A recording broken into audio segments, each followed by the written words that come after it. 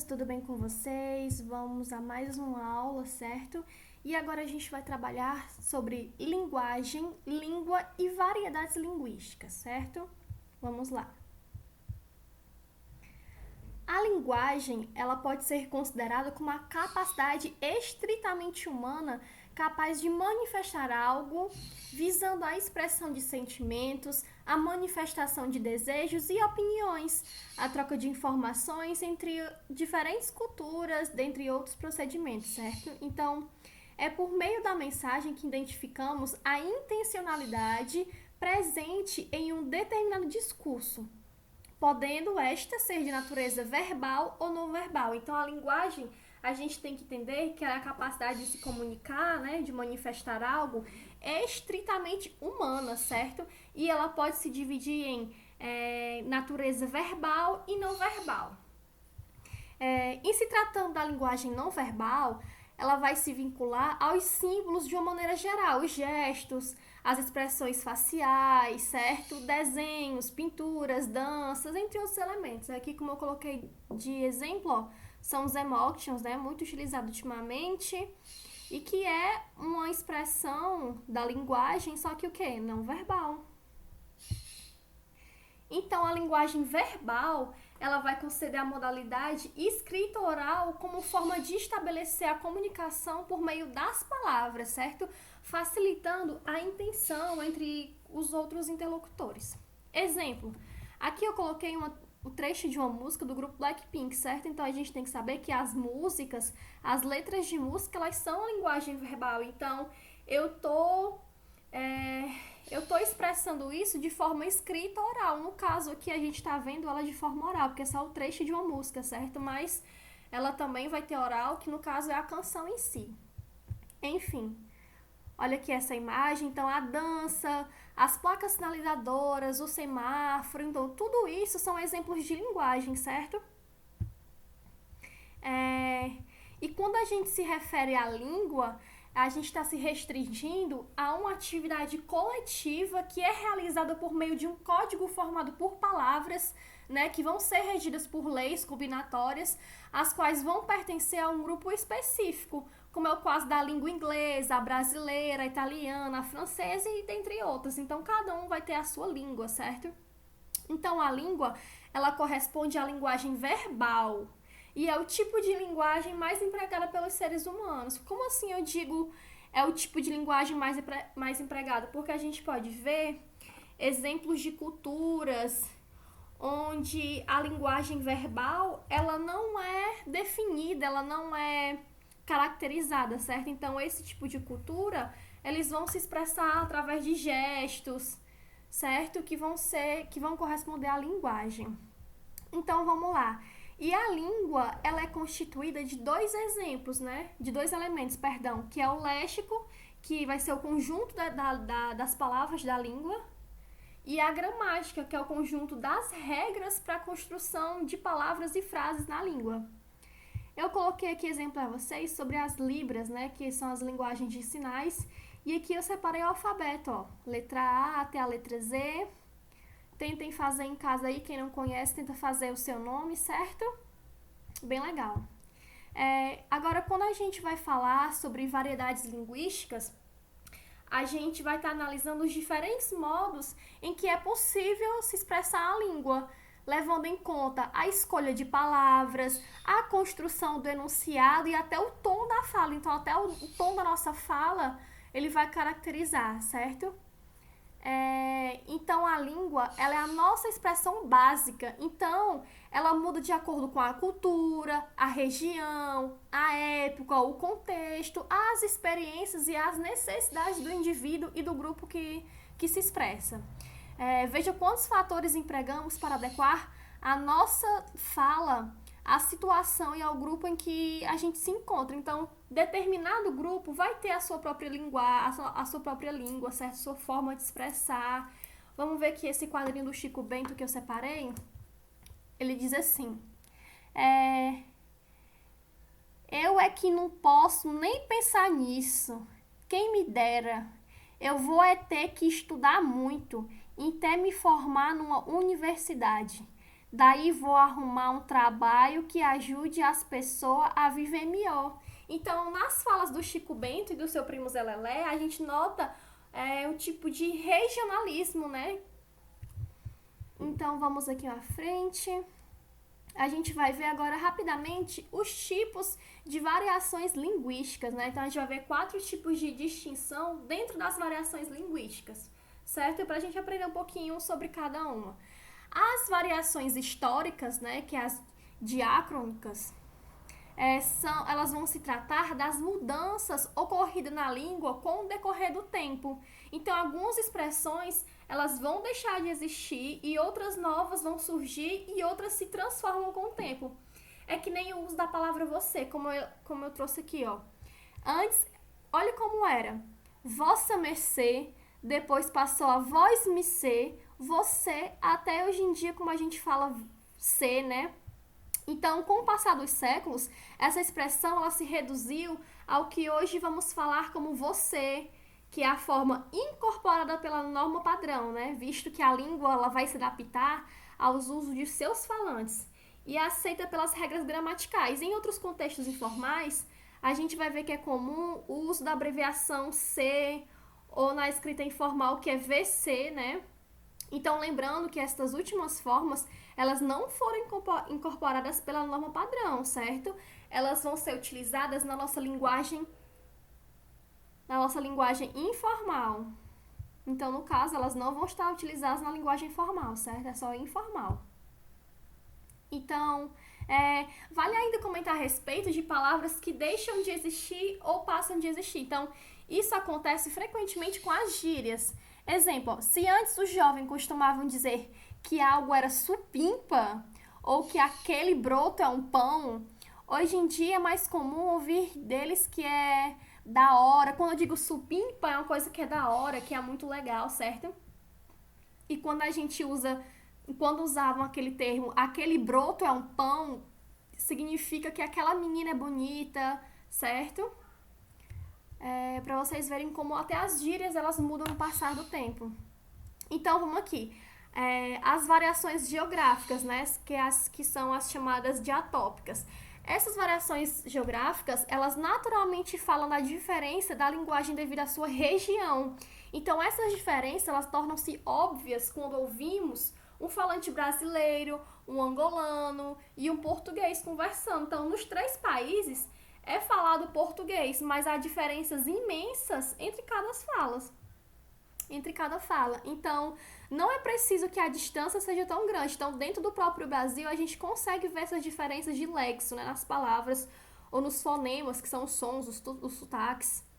Então, há diferença entre a capital e as cidades do interior do mesmo estado. Observamos alguns exemplos, né, de diferenças regionais.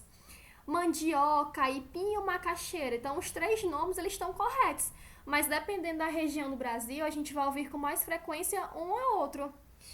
O mesmo vale para a polêmica, né, disputa entre biscoito e bolacha. O que é biscoito, o que é bolacha. Então, isso vai se estender por todo o território brasileiro. Se você vai chegar no local, uma pessoa, ela vai determinar que isso não, isso se chama mandioca, não, isso é aipim, não, isso é macaxeira. Então, os 3 vão estar corretos, certo? Então, vão ser variedades dela. As variações sociais, que são as diastrátricas, né, perdão, essas são diferenças de acordo com o grupo social do falante. Exemplo aqui, ó. Então, a gente viu como as gírias elas vão variar, né, de forma histórica ou geograficamente, no caso da variação social. A gíria está mais ligada à faixa etária do falante, né, sendo tido como linguagem informal mais dos jovens. Ou seja, as gírias atuais, elas tendem a ser faladas pelos mais novos, né, no caso vocês. Então, há ainda expressões informais ligadas a grupos sociais específicos. Exemplo, um grupo de futebolistas, por exemplo, ele pode usar a expressão carrinho, né, no meio do futebol, só que com significado específico, que pode não ser atendido por um falante que não gosta de futebol. Então, para quem joga futebol, para quem entende futebol, sabe que o que é o carrinho, né? Então, para quem é de fora disso, vai ser mais difícil de entender. Do mesmo jeito que capoeiristas e instrumentistas, eles provavelmente terão mais familiaridade com o conceito de atabaque do que as outras pessoas, né? Do que os instrumentos, enfim. Então, vocês precisam entender que as variações sociais, elas vão depender de um grupo social. Exemplo, um grupo de jovens, eles falam desse jeito, mas um grupo de pessoas que gostam de futebol já tem as gírias dele, já tem os termos dele, as formas deles falarem, certo? Então, vai variar muito. E as variações estilísticas, né, que são as diafásicas, essas remetem ao contexto que exige adaptação da fala ou ao estilo dela. Então, aqui vão entrar as questões de linguagem formal e informal. Então, as questões de linguagem formal e informal vão estar dentro das variações estilísticas, certo? Adequação à norma padrão ou despreocupação com esse uso, enfim. Então, o uso de expressões rebuscadas e o respeito às normas padrão do idioma, eles remetem à linguagem tida como culta, certo? E que se opõe àquela linguagem mais coloquial e familiar. Na fala, o tom de voz ele acaba tendo um papel muito importante também, como a gente viu no começo, certo? Assim, o vocabulário e a maneira de falar com os amigos provavelmente não serão os mesmos em que uma entrevista de emprego. E também serão diferentes daqueles usados para falar com os pais e os avós. Então, as variações estilísticas, elas respeitam a situação da interação social, certo? Então, levando-se em conta ambiente e expectativas dos interlocutores. Então, falando sobre esse assunto de variedades linguísticas, língua e linguagem, gente, eu não posso deixar de falar sobre o preconceito linguístico, certo? Então, tendo tantas variações e nuances, a gente pode perceber que cada contexto social ele vai trazer naturalmente um modo mais ou menos adequado de expressão, sendo importante entender que essas variações linguísticas elas existem para estabelecer uma comunicação adequada ao contexto pedido, certo? Então, apesar disso, as diversas maneiras de expressar-se, elas vão ganhar status de maior ou menor prestígio social, baseado em uma série de preconceitos sociais, certo? As variações linguísticas, ligadas a grupos de maior poder aquisitivo, com algum tipo de status social, ou então as regiões tidas como desenvolvidas, né? Elas tendem a ganhar maior destaque e preferência em relação às variedades linguísticas ligadas a grupo de menor poder aquisitivo, né, marginalizados, que sofrem preconceitos ou que são estigmatizados. Então, desenvolve assim o preconceito linguístico, que se baseia em um sistema de valores que afirma que determinadas variedades linguísticas, elas são mais corretas, entre aspas, do que outras, gerando um juízo de valor negativo ao modo de falar, certo?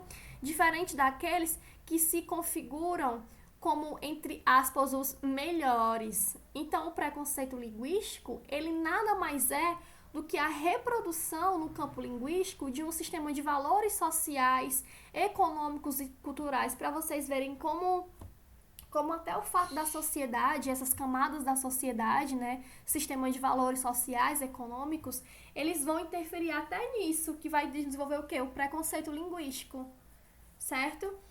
No entanto, ao estudarmos as variações linguísticas, a gente vai perceber que não há uma única maneira de expressar-se e que, portanto, não há apenas um modo certo, porque a língua e a sua expressão elas vão variar de acordo com uma série de fatores.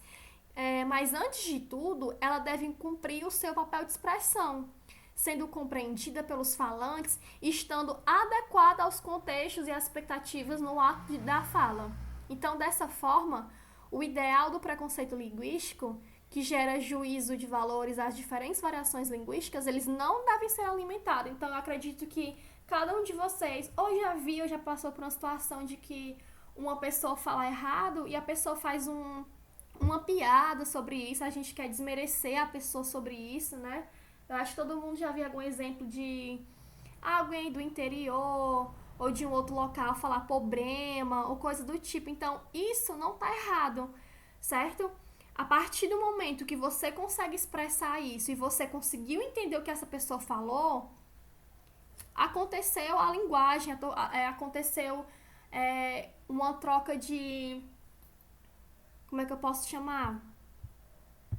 Então, houve uma troca de sentidos nisso, né? Voltando aqui. Então, o preconceito linguístico, ele não é alguma coisa que você deve ser alimentado, certo? É a mesma coisa que acontece também quando a gente vê uma pessoa pronunciando uma palavra em inglês de forma diferente da habitual, a gente vai reprimir isso, sendo que a gente está no nosso país, certo? Então, a partir do momento que eu sei o que aquela língua significa, aquela palavra significa, não vai ter problema se eu acabar pronunciando ela de uma forma diferente, mas eu tô falando da situação aqui no Brasil, certo? Não tô falando de você estar em outro país e eles fazerem isso com você. Também vai ser um preconceito linguístico, certo? Mas a gente tá falando sobre o nosso país, certo? A gente não tá falando sobre uma aula de inglês específica que você já vai precisar ter uma noção de como é da sua habilidade de falar a língua, de reproduzir aquele som, certo? Então, enfim, nós terminamos aqui o nosso conteúdo e até a próxima aula.